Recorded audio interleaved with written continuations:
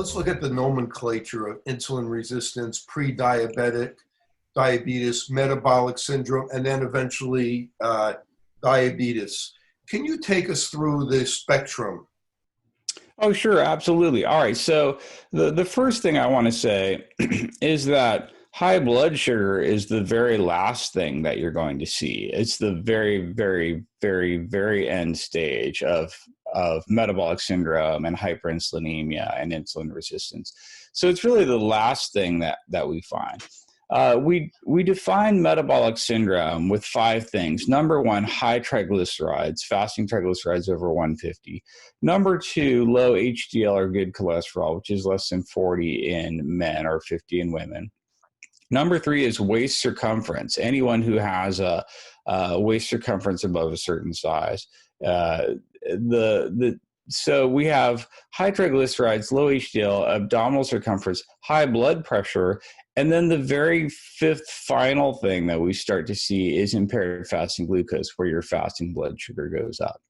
But I would say that 90% of people with metabolic syndrome have normal blood sugar. So by the time your glucose is elevated, which is what most doctors are looking for, you've really had raging metabolic syndrome and hyperinsulinemia and insulin resistance for, years, maybe decades.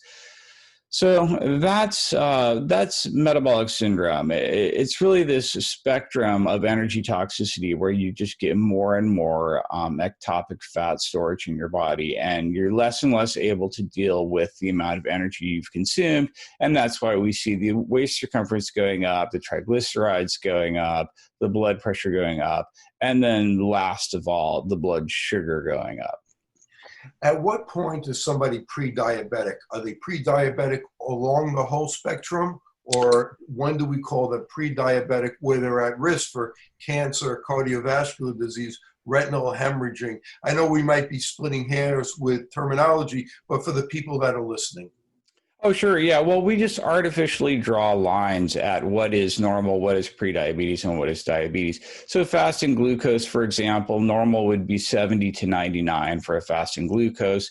Prediabetes would be 100 to 125. If you're 126 or higher, that's diabetes. Or if you're looking at a hemoglobin A1C, normal would be 4.0 to 5.6.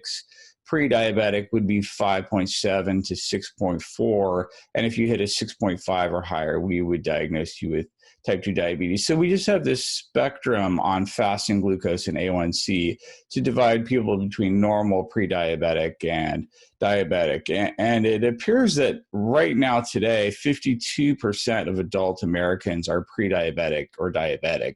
So literally the majority of people who walk into your office are going to be pre-diabetic or diabetic. Some of the people that are watching, are pretty geeky, and they'll read something and they'll see something, right? And they'll see something on television and they'll actually go to the study. How can they tell if the study is really kind of funded from corporations that's kind of trying to sway your opinion and may not be exactly like sugar is good for you done by the soda industry? How can we tell? Right. So one thing I would say about research in general is that I think we have a tendency to say if it's sponsored by industry, it's bad, right? Like it's tainted. But the truth is that industry funds a lot of research in universities. If you think of all the science that needs to be done and all the scientists who are out there, the idea that everyone is going to receive their funding from the government, or that government-funded research isn't also kind of agenda-based, I think is a mistake. So I think what you have to do if you're looking at research, absolutely go and look at the funding source and think about the conclusions in the context of the funding source.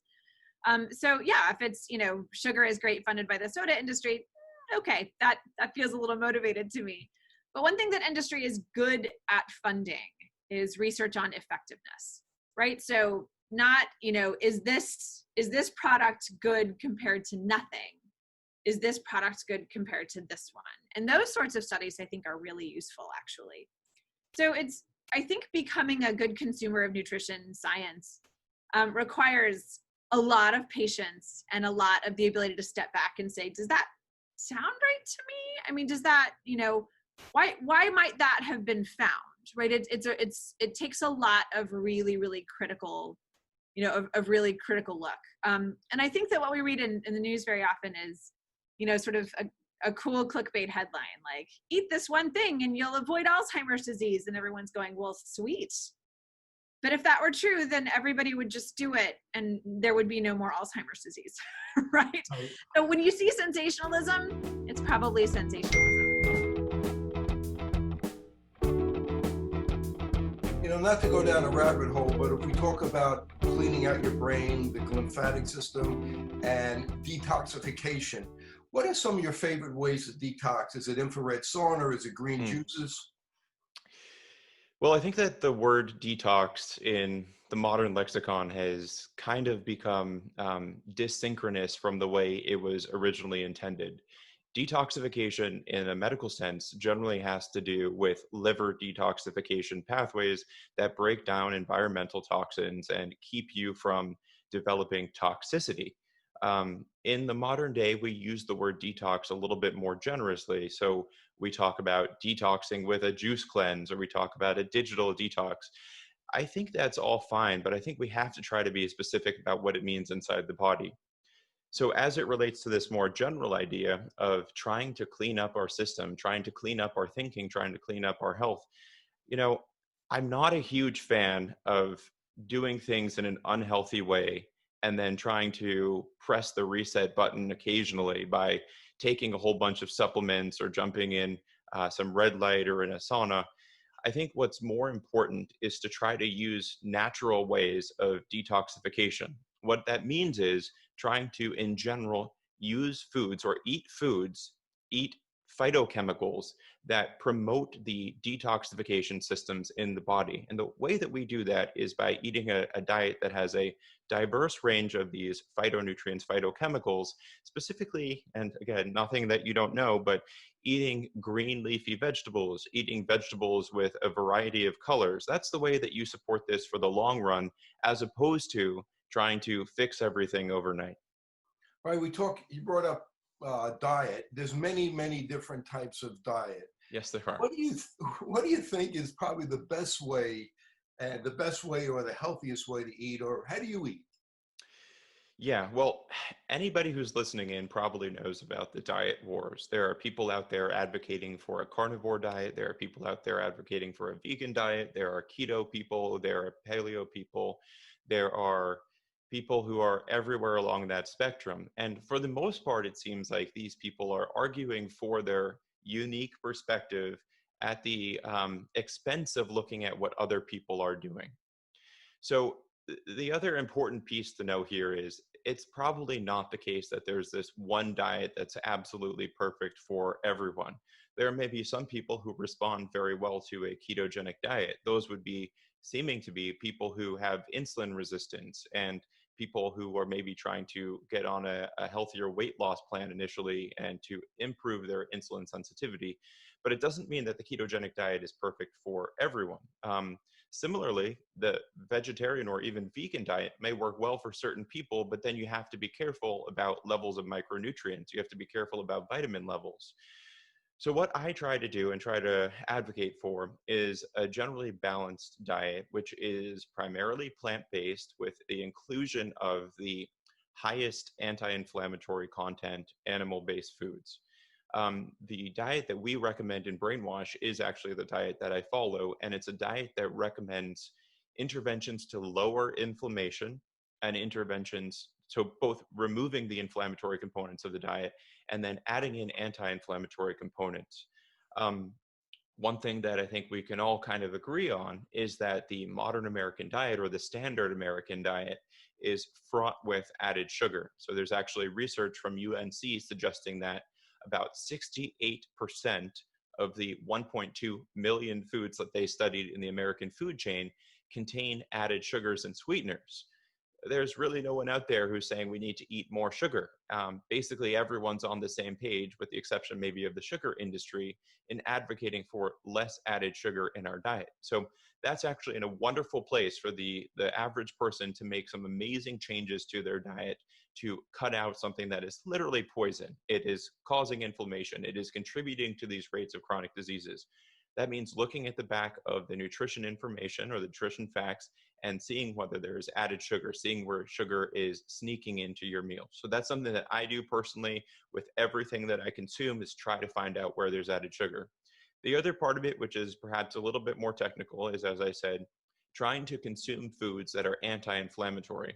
In general, what that means is, in the three kind of major macro categories, when it comes to carbohydrates, you want to eat less refined carbohydrates and more fiber. So more natural carbohydrates that are whole vegetables, whole plant-based foods. When it comes to the protein-based category, that means trying to do what you can to maximize anti-inflammatory animal proteins, if you choose to eat those, which include primarily the omega-3 rich fish, as well as if you eat plant-based proteins, those tend to have a bit of an anti-inflammatory profile as well, provided they haven't been stripped down, as I said, with the refined carbohydrates. The last thing would be, when it comes to the fat-based profile, as I said, you want to be eating the high omega-3 rich fish for fats. That's a really healthy fat. But also, you want to be eating the plant-based fats that are good for us, the polyunsaturated, the monounsaturated fats. And those would be things that you find in avocados and nuts and olive oil.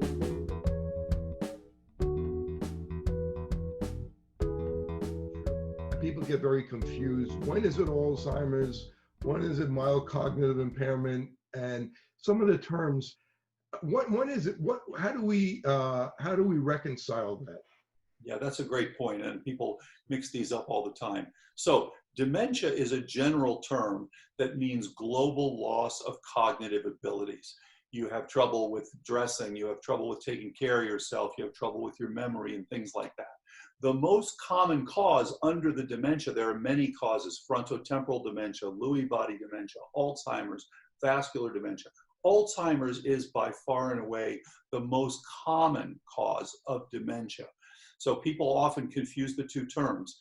So Alzheimer's really occurs in 4 different stages. So first, the thing that happened, and this is, this comes back to what the disease actually is, which is what we've studied for so many years. So the idea here is, by the time you are diagnosed with Alzheimer's, it's been going on for 20 years typically. So what happens is, you start the earliest changes of a disease that we thought was a disease of old age, 60s, 70s, 80s, 90s. No, it's really a disease of your 40s, 50s, 60s, and 70s that doesn't really play out and get diagnosed for 20 years. Again, just like cardiovascular disease that is starting in the teens, and you don't get a heart attack until your 40s, 50s, and 60s. So in fact, with Alzheimer's, the first phase of this is where you are asymptomatic. You've got the beginning pathophysiology, and in fact, if we had an OCT for the brain, we would be able to see changes in synaptic structure even then. But this is a pre-symptomatic period. That's phase 1. Phase 2 then is where you start to have what's called SCI, subjective cognitive impairment. And this is so common. People say, my memory's not what it once was. They say, oh, no, it's just you're getting a little older. No, you're beginning a process that if you don't do something about it, could someday lead. And again, we like to jump in, either get on prevention or at the earliest changes. So if SCI, by definition, that means you're still testing within normal range, but you may have fallen from some higher area. So in fact, it's an unfortunate diagnosis, because usually it means that yes, things are on their way. But that's called SCI. Then SCI often lasts a decade. So you have a long time to intervene here and make those critical changes so that you never get Alzheimer's. Again, medicine has been backwards. We say, yeah, it's probably not Alzheimer's, don't do anything about it, just wait, it'll probably go away. Bad idea. You want to get in there as early as possible, get on the right program, get the right evaluation, because virtually all of the SCI people get better if they do the right things. Now, after typically a decade of SCI, the third phase begins, which, as you indicated, is MCI, mild cognitive impairment. In this case, now this means you are testing abnormally on your cognitive tests, but you're still able to care for yourself. You're still able to have the activities of daily living, dressing yourself, toileting, bathing, all that sort of stuff. So that's MCI, and about 5 to 10% of MCI patients convert to full-blown Alzheimer's per year. So when you have MCI, you're at risk now to converting to full-blown dementia. So that's the fourth phase then, where you actually have Alzheimer's, and that's the only time it's called Alzheimer's. All these other ones are pre-Alzheimer's. So you can see we should really be focusing on these earlier phases, not allowing people to get. It should be very rare for anyone to progress to Alzheimer's disease.